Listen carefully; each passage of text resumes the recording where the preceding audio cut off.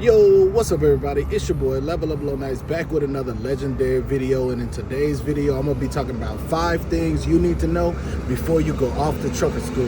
Let's get into it.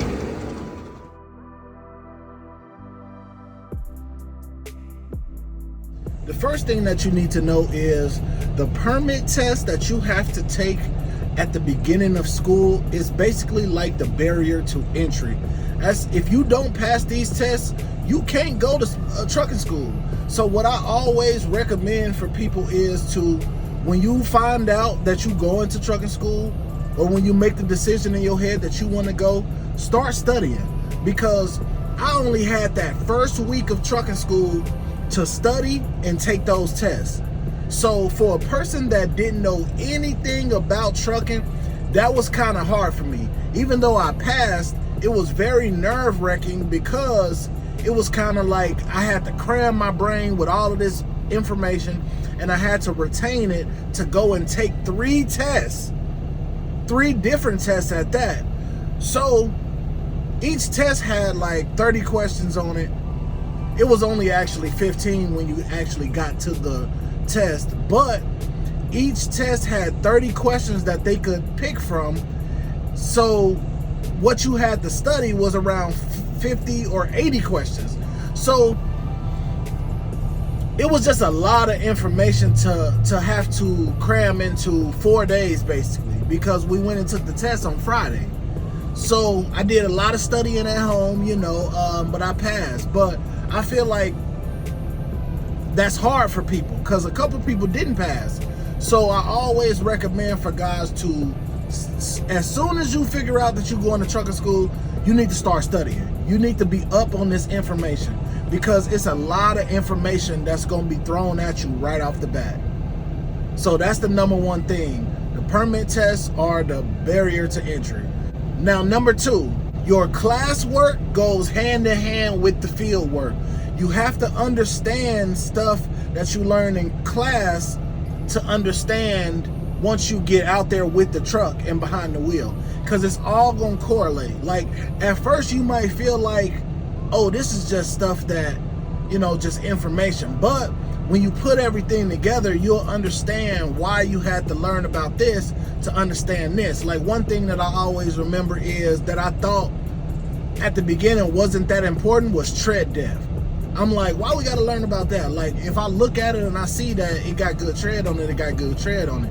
But tread depth can affect fuel, it can affect the balance of the truck. Like it's a lot more important than I thought it was, so even those small things, they correlate way more to the truck than you might think.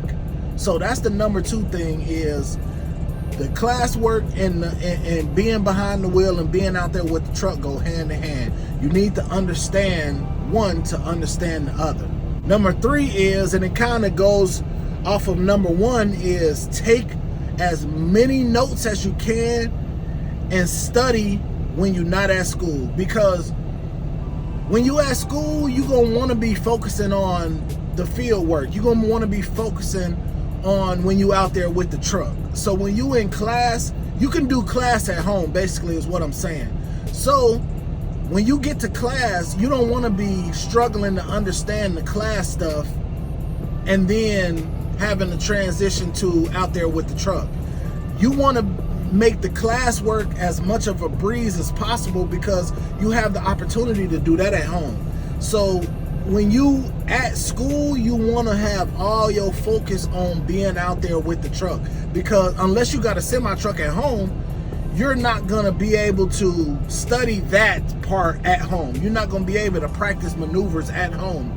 You're not going to be able to look at the truck and go over all of the trucks. Now, what I did to help me was I took pictures of every part of the truck and trailer, and I went home and I made a big diagram and I labeled everything. So when I was at home, I could study the truck. So that's a key right there, is to take pictures and label it all, and that will help you or give you the opportunity to study the truck at home. But basically, take as many notes as possible and study as much as you can outside of school. Because when you at school, remember, you only have 6 weeks. 6 weeks goes by fast. That's really only a month and a half. It goes by fast. So you don't want to leave school still questioning things, is basically what I'm saying. Number 4, get as much behind the wheel time as possible. If your school offers you to come in after class so you can drive, or say if a person don't come to class and you got an opportunity to drive longer, do that, because you need that time behind the wheel to get a feel for what you're doing, especially if you've never done it. Well, obviously, if you just get your CDLs, you've never done it. But some people, they might have had the opportunity to be at least in a semi-truck to know and see and watch and see how I feel and look at all that. But like, if you like me, I had never even touched a semi before I went to trucking school. Like, I had only seen them on the road. I had never been in one, never been around one, none of that. So it was a advantage for me to be in a small class, because we all had the opportunity to drive a lot, and that really helped. But I know that a lot of these trucking schools be having really big classes, and guys really only be getting like 30 minutes to an hour a day to drive, and like, I feel like that's not good. Like, so you need to, if you got any opportunity to get more drive time while you in school, do that, because that's gonna help you out in the long run, because you can't guarantee that you're gonna get a job that's gonna baby you, basically. A lot of dudes get thrusted out into the industry, you know, and I feel like that just hindered them, because that leaves room for them to make mistakes early, and it kind of ruin their career, you know. If you get into wrecks and all of that stuff, you know, that ruins your career, because that put blemishes on your record. It make it hard to get a job. Like, I was blessed to be able to be trained for a long time, even when I got out of trucking school. When I got out of trucking school, I went back to the yard, because a company put me through trucking school. So I went back to their yard. I got to practice driving around their yard for 2 weeks. So I got to practice backing all day, 10 hours a day. I was out there with a trucking trailer backing into doors, you know, 10 hours a day for 2 weeks. So I got a lot of practice with backing. And then when I did get with a trainer, I was with a trainer for like 3 months. So, and I actually asked to stay with my trainers a little longer, and it wasn't because I wasn't confident in my ability.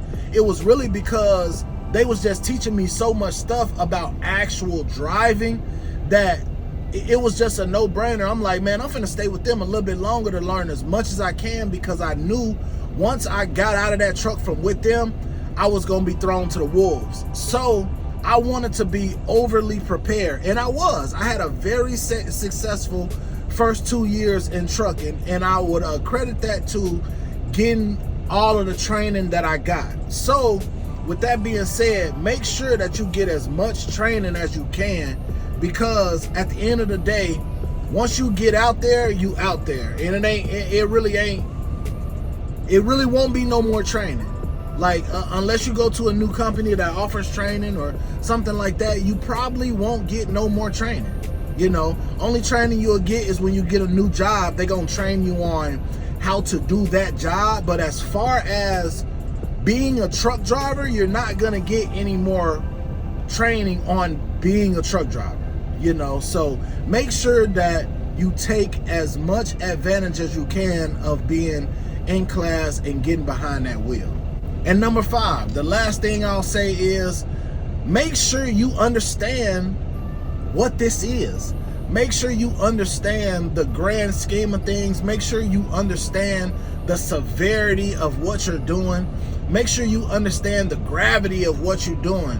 You are driving a 80,000 pound vehicle. You know, this is you know, when they give you medicine and they say no operating machinery, they ain't just talking about, they're not talking about excavators and shit. This is machinery. This is that. Like, you are a machine operator And the more severe thing about it is you doing this in the midst of civilians. You doing this in the midst of like crane operators and excavator dudes and shit. They doing that shit on a job site around other workers that understand the severity of what they doing, that understand the how much damage this equipment can do, how dangerous it is. But you may be on the highway right next to a 16-year-old that just got their license yesterday. So they may not they barely understand the severity of what they're doing in a car. So of course they don't understand the severity of what you're doing in this 80,000-pound semi. So you have to understand that's a part of our job, is to be responsible for operating this vehicle in the midst of civilians, in the midst of the community, because they don't know. It's not their responsibility to know the severity of this. It's ours. That's why one of the things that I remember that they told us from driving school is they said that you're not just driving for yourself, you driving for everybody around you, because you don't just have to pay attention to what you're doing, but you have to pay attention to everything that's going on around you, because you have to be able to adjust if something were to happen. That's why one of the main things is following distance. You can't be following too close, because if that person slam on their brakes, you cannot stop this truck as fast as they can stop that car. So that's why it's up to you to create distance between you and that vehicle, because you know that you can't stop this vehicle fast as they can stop that car. So that's your responsibility to understand that. So all in all, the fifth thing is to make sure that you understand what you're getting yourself into. So that's the 5 things. You know, I'll do a little recap for you. The number 1 thing is the permit tests are the barrier to entry. Number 2, class work and field work, basically being around the truck and in the truck, it goes hand in hand. You need to know one to understand the other. Number 3, take notes at home and study as much as you can at home, so when you get into class, it's a breeze and you can spend as much time at school behind the wheel and out there with the truck and understanding the truck. Number 4, get as much behind the wheel time as possible, because you may not get any more trucking training once you get out there working. You might just get thrown to the wolves. And then number 5, understand the severity of what you're getting yourself into. This is a big boy job. This is not no little stuff. This is not something that you can play with, you know. So make sure that you understand what you're getting yourself into when you decide to get your CDLs. That's all I got for y'all today, man. Make sure y'all like this video. Leave me some comments down in the comment section. Subscribe to the channel. It's your boy, Level Up Lomax. Check it out.